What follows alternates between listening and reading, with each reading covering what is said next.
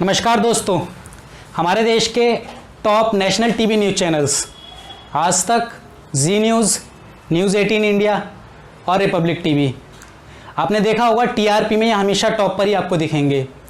इनमें prime time में शाम को एक डिबेट होती है। ये एक मुद्दा उठाते हैं, उस मुद्दे से रिलेटेड कुछ एक्सपर्ट्स को बुलाते हैं और उस पर डिबेट करते हैं। मैं आपको कुछ एनालिसिस दिखाना चाहूँगा कि पिछले एक मंथ से हमारी मीडिया हमको क्या दिखा रही है। सबसे पहले आज तक की बात करते हैं। आज तक में जो डिबेट होती है उसका नाम है दंगल, जिसको रोहित सरदाना कंडक्ट करते हैं। उन्होंने पिछले मंथ टोटल 21 डिबेट कंडक्ट किए हैं, जिनमें से 16 डिबेट सिर्फ सुशांत, रिया, बॉलीवुड ड्रग्स इसके बारे में किए हैं। 2 डिबेट योगी जी को द्वारा फिल्म सिटी को यूपी में लाने की बात, 1 डिबेट योगी जी के द्वारा नेम चेंज की बात, 1 डिबेट दिल्ली दंगों के ऊपर और 1 डिबेट भारत चाइना के रिश्तों पर।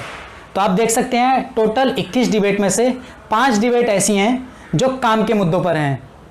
अब बात करते हैं जी न्यूज़ के बारे में। जी न्यूज़ में एक शो होता है DNA test, daily news and analysis. इस शो को सुधीर चौधरी करते हैं। पिछले मंथ इन्होंने टोटल 16 डीएनए टेस्ट किए हैं। 16 डीएनए टेस्ट में 9 डीएनए टेस्ट इन्होंने सिर्फ रिया सुशांत के ऊपर किए हैं।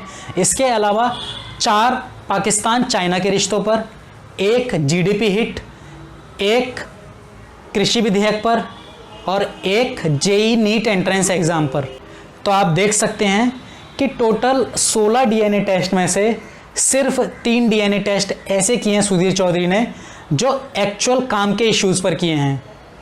साथ ही जी न्यूज़ की वेबसाइट को एनालिसिस करते टाइम मैंने एक चीज़ और नोटिस करी कि जी न्यूज़ पहला टीवी चैनल है जिसने पिछले 3 महीने में सबसे ज़्यादा सुशांत की अनसीन वीडियोज़ को दिखाया है। अब बात करते हैं न्यूज़ 18 इंडिया के बारे में। न्यूज़ 18 इंडिया में जो डिबेट होती है उसका नाम है आर पार, जिसको अमीश देवगन कंडक्ट करते हैं।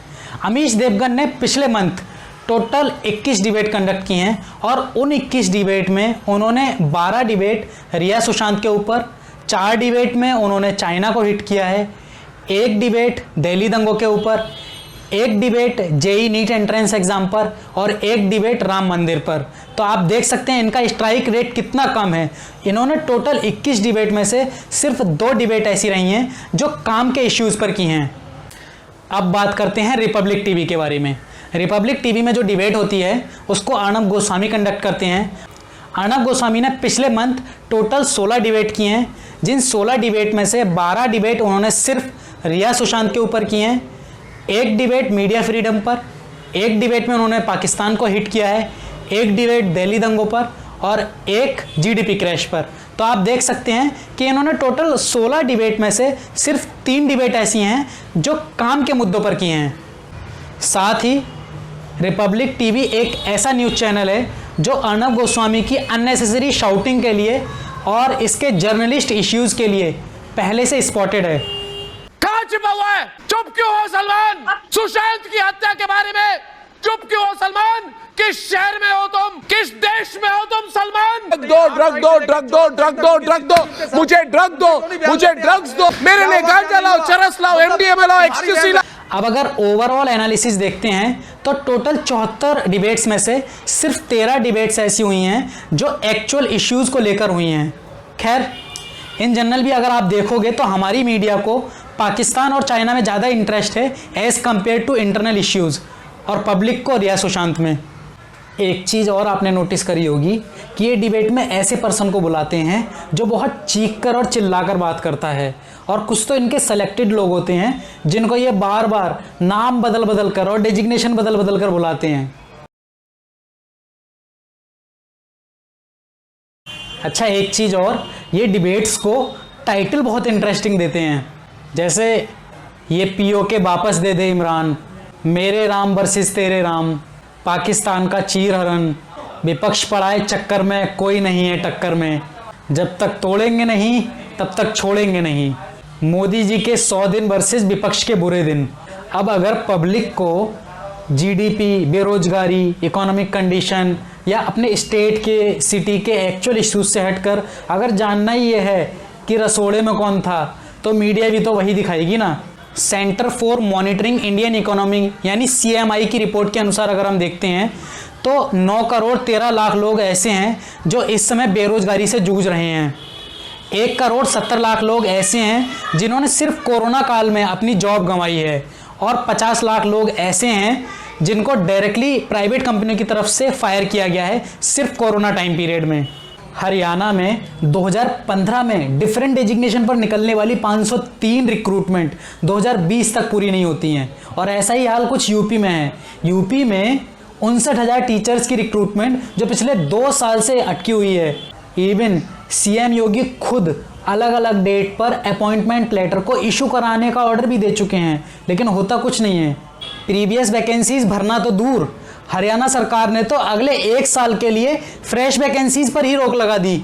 और ऐसा ही कुछ यूपी में हुआ है कि किसी भी भर्ती में पहले 5 साल के लिए एम्प्लॉय को कॉन्ट्रैक्ट पर यानी कि संविदा पर रखा जाएगा, उसके बाद उसकी एबिलिटी चेक होगी कि वो काम करने के लायक है या नहीं, उसके बाद उसको परमानेंट किया जाएगा। और बिहार के लोगों का मानना है कि बिहार की गवर्नमेंट इलेक्शन से जस्ट पहले वैकेंसीज निकालती है और एग्ज़ाम करवाती है इलेक्शन के बाद। अब इसमें क्या होता है कि अगर सरकार किसी दूसरी पार्टी की आती है तो वह प्रीवियस गवर्नमेंट की सारी वैकेंसीज को रद्द कर देती है। गवर्नमेंट जॉब में वैकेंसीज निकलना, एग्ज़ाम कंडक्ट होना, इंटरव्यू होना और अपॉइंटमेंट लेटर इशू होने तक का कोई भी स्पेसिफिक टाइम नहीं है। और आजकल गवर्नमेंट जॉब की वैकेंसीज का कोर्ट में जाना एक आम ट्रेंड हो गया है। और अगर सेंटर की बात करें तो रेलवे एनटीपीसी के फॉर्म 1 साल पहले भरे जा चुके हैं, लेकिन एग्ज़ाम की कोई भी डेट डिक्लेयर नहीं है। एजुकेशनल और कंपटीशन इंस्टीट्यूट का यहाँ तक कहना है कि रेलवे एनटीपीसी की वैकेंसीज में पर स्टूडेंट्स 500 रुपीज़ के हिसाब से गवर्नमेंट के पास 140 करोड़ रुपया गया है। और इसके बाद भी गवर्नमेंट का ये कहना है कि उनके पास एग्ज़ाम कंडक्ट कराने के लिए वेंडर नहीं है। पिछले 2 महीने में स्टूडेंट्स के द्वारा सबसे ज़्यादा प्रोटेस्ट किए गए हैं सिर्फ अनएम्प्लॉयमेंट को लेकर।